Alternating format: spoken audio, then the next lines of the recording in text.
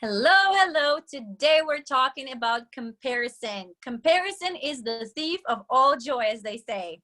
So today we're going to talk about how not to get into the comparison game, but how to turn that to your benefit instead of, getting yourself down. So we all know that we tend to, especially in this world of, social media and everything, we tend to compare ourselves to other people, and just like a natural thing that we do.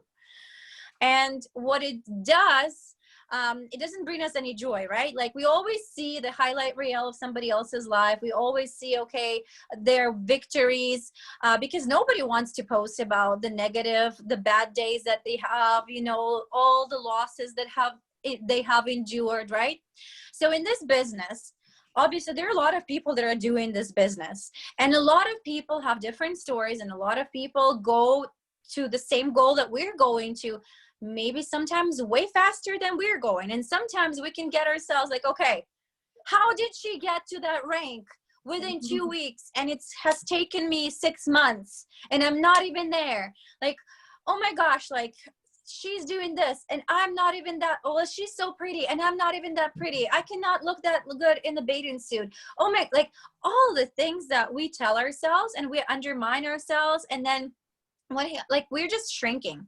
Like, our self-esteem just shrinks, and like confidence shrinks. And then at the end of the day, what we're doing, we're just like, okay, I'm not good enough for this business. I'm just going to quit. And we're just quitting, and we're just like stopping to do anything because somebody else got to the top within a year or 6 months or something. What I want to tell you is you have to put your blinders on. Like, the race horses, they all have the same goal, but they have the blinders on. They cannot look right or left. They can only look at the goal. And this is the perfect example for you guys. Eyes on the prize, not sideways. Yeah, you cannot compare yourself to somebody else, because you know why? You do not know their story and what they were doing for years before to get where they are. You have no idea how many years it took them maybe to grow their Instagram following, to become an influencer, so that the day they click the join now button, they already had all these relationships formed with people, and all of these people liking and trusting them were ready to join whichever company they would be joining. You have no idea, maybe they have a huge network of people. Maybe they traveled a lot. Maybe I don't know, maybe they have a marketing sales background and they just know how to sell and how to talk to people. All these things. So what we have to do here is not to stop watching them. No. You're not going to stop watching successful people, because if they're doing something right, because they got successful, right? So what we're going to do, we're going to become observant instead of comparing ourselves to these people. We're going to observe them closely and learn from them, and maybe write down tips and tricks, and maybe write down content ideas, and maybe write down things that they're doing that got them successful, so that you can utilize them here, like a bit here, a piece there, a tiny bit there. You don't need to become them. You don't need to copy them, because there's so many, all the different girls that are doing Monat, and they're super successful, and they all have different styles, and they all have different stories. But you can take bits and pieces and make them your own and learn from them. And just by using that, the power of observation versus comparison, you're going to get to the top, because we all have the same goals.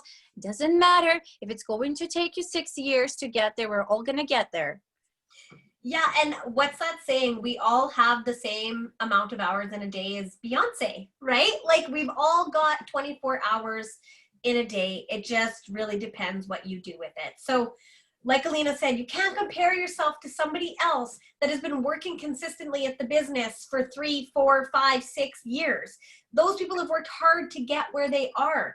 Sometimes people start, and within 6 months, they get right to the top of the company, when I've been doing it for 4 years and I'm still not there. But maybe I didn't start with the same amount of followers. maybe I haven't been working my business 10 hours a day like they have. Maybe I've only been working my business, 15 minutes a day, if that, and I haven't been reaching out and following up and doing all those things. So don't get caught up in that comparison trap that can just squish you, because that's really ultimately what it's going to do if you're comparing yourself with somebody else, because you've got to utilize your strengths and the things that you're good at and work with that. Yes, always be yourself.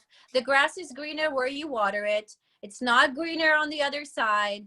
It's, if you put in the work, if you do you, and you're doing you for you, not for anybody else. You're not here to impress anybody. You're here to grow and to grow your business, and just stay in your lane. Stop comparing. Learn from other people. And I guarantee you it's going to change the game for you, like, big time.